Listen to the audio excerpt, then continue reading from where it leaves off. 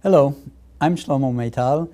Welcome back to Cracking the Creativity Code, Part 2, Delivering Ideas. Let me put this segment into context and kind of step back a bit.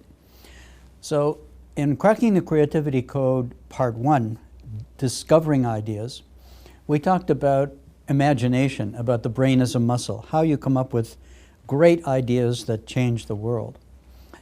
Now we're moving on to how do you make those ideas happen? And the truth is that's a lot harder than just imagining them.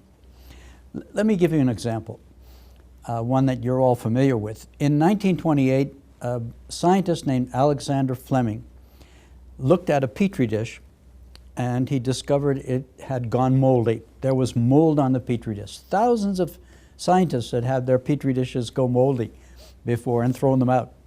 And Alexander Fleming, unlike them, looked at it and was curious because all around this mold there were no bacteria. The bacteria had been killed, and he wondered why. That led, of course, to the discovery of penicillin. And it was a great discovery, and rightly so. Alexander Fleming won the Nobel Prize for it. But penicillin actually happened. Penicillin was produced, mass-produced, only around 1940, 1941, just in time to help treat soldiers who had been wounded on the battlefield and who might have died because of infection. And it was a very difficult job to manufacture this mold, penicillin, the first antibiotic, in very large numbers, large amounts, create powders, and then have it distributed all over the world, ready for injection to prevent infection. So the delivery part was crucial to penicillin saving those millions of lives. So in this Part 2 course, Delivering Ideas, we're talking about the 10 tools, the 10 tools that help you build your startup and take your idea and make it happen and bring it to millions of people and make them happy, create value, and change the world. In the first tool, we talked about value, price, and cost. Those three numbers help you know if your idea really has legs, whether your idea is really worth investing your blood, sweat, and tears for 2 years.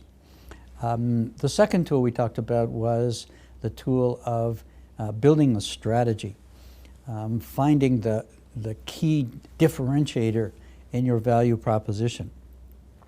This is tool 3. And is called Value Profiles, and it's related to the first tool. In this tool, we try to show you how to discover the key value-creating feature in your product, and above all, how to visualize it, how to create a picture. Remember, all the 10 tools, all of them in some way are visual. And the reason for that is that you can rarely do an idea yourself. You need a team. To build a team and get them on the same page, going in the same direction, you have to convey your vision. And everybody has to understand it perfectly, and the best way to do that is by pictures. The picture is worth a lot more than 1,000 words. So all the 10 tools are visual, including this tool, which is called Value Profiles. Now, Value Profiles, not my invention. It's the wonderful invention of 2 scholars at a French business school, INSEAD, called W. Chan Kim and René Mauborgne. And they've written wonderful articles and books, shown us how to do value profiles. And their book, Blue Ocean Strategy 2005, has been a bestseller and makes a wonderful point that the best way to build a competitive strategy, to compete with your competitors, is not to compete with them, but to make them irrelevant, to create something so new, so innovative, so wonderful, a new category rather than a new product, that your competitors are simply irrelevant. Someone said that a good manager creates good products, and a great manager creates whole new industries or categories. So let's see how you can actually do that and talk about value profiles. We begin by something called a unique value proposition. So I hope you all have some idea for a new product or service or process, something that will create value in the world, maybe something you yourself would like to have and you don't have it. This is a great formula, and a great many wonderful products and services were invented by people who simply wanted to have something that they themselves needed that didn't exist. So for a template or a model or a framework, I'm suggesting the following formula. And of course, all formulas and all rules in innovation are meant to be broken, but this has been found to be useful by many startup entrepreneurs that I've worked with over the years. So the questions we begin with is not the what question. We often think that innovation begins with, what can I invent? What can I come up with? But I prefer that we begin with the question of why and for whom. So start with the people for whom you want to create value. Start with maybe yourself or the people you love or people you know or older people or people who are disabled, people you care about, and you want to change their lives for the better. So start with for whom, and then why. Why do they need your idea? Why does it create value for them? After you do the for whom and the why, and then clearly you have a clear picture of the people you are trying to serve, people you're trying to make happy. Then the how. How will you do it? How will you meet their need? And only after you answered the for whom, why, and how questions, only at the end, do you talk about the what, the product or service or process that you will create. So you leave the what for the end, and you start with the most important why question and demonstrating a need. That way, you make sure that you're not doing magic for people who don't really need or want that magic.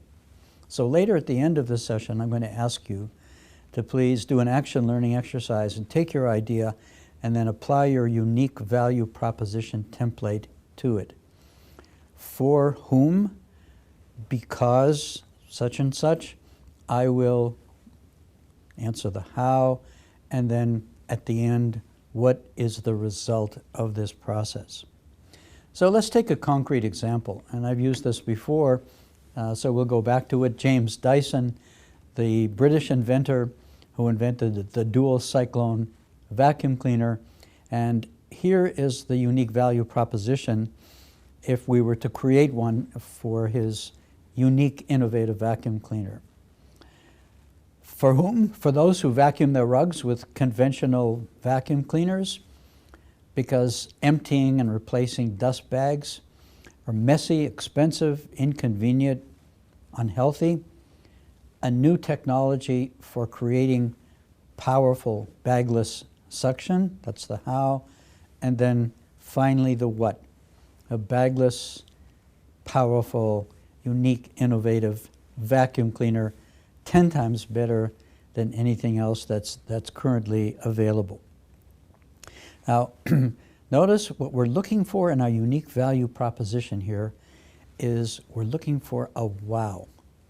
We're drilling down from the product, the idea, down to its features and trying to isolate that main feature that creates the wow, and people see that and say, I've got to have that. If you don't have that wow, I'm not sure that you have a really good, sustainable, powerful idea. But how do you know that you have a wow? And how do you really find that wow? And above all, how do you picture it? And then convey the wow to the rest of your team so you can build your marketing and your sales effort and your operation around making that wow feature happen. And keep in mind this point that I'll emphasize throughout our course together, throughout the 10 tools. You never sell a product or a service. You always sell the value that the product or service creates by the features of the product, the individual features. And our goal is to drill down with a microscope and discover which of those features are really, really powerfully value creating, and then draw a value profile. And that's the point of the value profile. So let's begin with an example. A French super budget, super low price hotel chain called Formule, Formule 1, which was started by a French entrepreneur without market research. The market research he did was on himself. He started this 30 years ago in 1985, started with one hotel, and he had an idea that there was a hole or a gap in the market for very low price, inexpensive hotel rooms, perhaps for traveling students, and what they mainly wanted was a good, quiet bed to have a good sleep. The hotel industry in France, the one-star, two-star hotel industry was moribund. Best locations taken, low profitability. It was an industry that people were leaving. So one good way to be a startup entrepreneur, can you find an industry people are leaving? And think contrarian. I'm going to go into that industry and I'm going to reinvent it and create huge value and make it highly profitable. And the examples I'm going to bring you for value profiles relate to people, courageous entrepreneurs who did that, who created value by going toward industries that other people were leaving. Here's the value curve, or the value profile, for Formule 1 in the French super budget or super low price hotel industry. So the entrepreneur built a value profile in his mind. I'm not sure that he did this diagram, but this is probably his thinking. And he looked at two-star and one-star hotel chains, and he saw that they have eating facilities and beautiful architectural design, and they have lounges, they have fairly large rooms, they have a receptionist, 24-hour receptionist, they have room furniture, amenity. Two-star hotels are a little better than one-star ones. The value profile, of course, lists the features, main features on the x-axis, and then rates their performance, their value creation, either 1 to 10, 1 to 5, low, medium, high, doesn't really matter. And he looked at the existing hotel rooms and asked himself, what would I really want in a super low budget hotel? What do I really need? And the answer is, I need a really good bed, really clean room, I need a quiet room, a lot of insulation, and most of all, I need a low price. So you can see the one-star value profile on your screen, and you can see that the Formula 1 eliminated eating facilities, no restaurant, no architectural aesthetics, no lounge, very small rooms, no receptionist. You pay for your room with your credit card, and that's your key. Minimal room furniture, and you take all the money you save on those non-important features, and you invest them in really, really good beds, really clean rooms, and very quiet rooms with a lot of insulation in the walls, and then you charge lower price than one-star hotels because you've saved all the money on the features that weren't important. This is the value profile for Formule 1. It proved to be a big hit. Fast forward 30 years later, Hotel Formule 1, or F1 in France, is a chain. It's been acquired by a huge global chain of hotels called Accor. And there are 238 locations in the UK, in Belgium, and India, many through France. This is, I guess, a success story. So can you create a value profile for your product? List the features, rate their performance, and then see what you can eliminate, see what you can reduce for features that don't create value, that aren't core essential, and then take the saving and invest them in the key features or feature probably no more than 1 to 3 that really create the wow or the value, and you have a successful formula for Formula One. Another example. This is the example of the Kinepolis, another dying industry, the Belgian cinema industry, also 30 years ago. Television has greatly reduced demand for people going to movies. People used to go to movies 8 times a year in Belgium, and it was down to less than 2 in the 1980s. Industry demand was down 40%.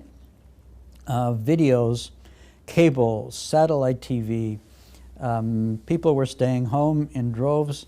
Movies didn't create any real value for people. Profit margins were down. It looked like a dying industry. Bailout, get out of the industry. It's not profitable. You're wasting your time. Go and do something else. And along came 2 families called the Burt and the Clays family. This is documented, by the way, by Chan and Mulborn in some of their research, case studies, and articles. Along came the Burt and Clays families, and they reinvented the movie industry. And they did this by using the value profile too, although I doubt that they actually drew one, but this is what they had in mind. Here is what the 2 families did. They built the Kinepolis on the outskirts of Brussels, the first megaplex, 25 screens. In other words, 25 movie theaters with 7,600 seats. So when you go to the megaplex, you can pick from 25 movies. That means there's got to be something there that you're going to want to see. They installed the biggest seats in the industry, leg room, recline space, almost airline seats with much more space. Best digital sound and projection equipment, 70 millimeter rather than the usual 35 millimeter standard. The largest viewing rooms in the industry. Very steep slope of the viewing theater so that the lady wearing a hat in front of you didn't block your view. Screens were built on separate foundations so you weren't troubled by the sound from the movie in the theater next door. Huge parking lots. You're always going to find parking. No problem to find parking. And value, price, cost again. They kept the price per ticket constant. Didn't try to gouge the maximum. Didn't try to charge premium prices. Kept the price reasonable in order to create mass demand. And here's the results. The Burt and Clays family, Kinepolis, got half the market for moviegoers in the first year. They had almost double the projected sales. They thought they'd get 37,000 viewers a week. They got 62,000. The average cost per seat, 70,000 Belgian francs. This is before the euro, of course, versus the industry average of 200,000 Belgian francs per seat. Why? Because spreading the overhead. You have 25 theaters in the same structure, essentially. Operating costs. Operating and personnel costs half the industry average, because with 25 theaters, you can spread your personnel across a larger number of theaters. Because it's so huge, they get the best movies and the best release dates. They can show the blockbuster movies the first. So here's an interesting point. By reinventing the movie industry, it's not that the Burt Clays family, the Kinepolis, took away all the business from conventional movie theaters. They simply enlarged the market by about 40%, because more people who before then hadn't gone to movies started going to movies. So sometimes a person who comes and reinvents a traditional industry, sometimes they help the incumbents in the industry as well, even though the incumbents do not have the innovation. So the Kinepolis controlled more than half of the industry's revenue. Kinepolis, fast forward to this information I have on the internet, conceived in 1997, There are 23 Kinepolis cinema complexes in Europe. They represent 317 theaters. They had 22 million visitors in 2008. So about 10 years after they started, they have millions and millions of people who are receiving the value that they created. And it all started from the Kinepolis Brussels, which opened in 1988 with 25 screens. So how do you create a value innovation curve? How do you create a value profile? Here's the method. Take your product or service or process idea. Break it down into its key features. Take each feature and give it a score or a rating according to its performance. How much value does it create? Of course, it's all relative. You can do this low, medium, high. That's probably enough, or 1 to 10 or 1 to 5. And always 10 is the best practice. So on the x-axis, the feature. On the y-axis, each feature's performance. You do this for your product, and you do it for the best alternative, your competition. And there's always competition. Even with Blue Oceans, even with the Kinepolis, which was a Blue Ocean kind of movie theater, there are still conventional movie theaters. Look at your value profile. Look at the value profile of your competing alternative and ask yourself, is this a wow? Does this give me a sustained business, sustained value creation? Is this what my clients truly want? Do they really love this unique feature or these unique features that I've created? For the Kinepolis, it was pretty clear people did. And by the way, I don't think the Claes-Berg families did a lot of market research. I think they took quite a big gamble, quite a big risk. Innovation is always risky. They invested money. They were absolutely certain a product that's so superior absolutely is going to succeed. Now, when you have a value curve, what you can do is look at it and analyze it like a surgeon. Look at each characteristic, each product feature or characteristic, and ask yourself 4 questions. Is this feature so important that we need to raise it, make it better, improve it? The comfort of the theater seat, parking, the number of movies available from 1 to 25. Notice it's not just a 10% improvement. This is a 10 times improvement. This is a 25 times improvement from one movie to choice of 25 different movies. Are there features that we can eliminate? Like in the hotel Formula One chain. Can we get rid of that crummy restaurant that people don't really need or use anyway? They've come to get a night's sleep. What features can we eliminate? What features can we reduce because they don't really create value? And then what features can we create that are brand new that the industry has never offered, that the product has never offered? Can we really create a new value profile? And are those new features really wow features that create value for people? And how do you know? So you can introspect, you can think about your intuition. Both the Formule examples and the Kinepolis examples were largely, I think, based on intuition. People with experience in the industry who knew it well, and they knew the customers, but also trying your ideas, talking to people, and validating and always verifying. Startup entrepreneurship is evidence-based, but much of the evidence can come from your intuition, which is just the word we give for our subconscious summarizing our long experience. And one more example. This is from India, and it's an example of laundry soap. So Hindustan Unilever, 30 years ago, came up with a strategy for a new kind of laundry detergent. They looked at the existing market, and they came up with a new value profile. The existing laundry detergents were sold in cities. They had beautiful packaging. They were advertised in the mass media, on television, sold in supermarkets, mainly sold to the urban population. But Unilever realized, Hindustan Unilever realized, wait a second, there are over 1 million Indian villages. People there do laundry. They don't have much money. They are what C.K. Prahalad has called the fortune at the bottom of the pyramid, a very large number of people.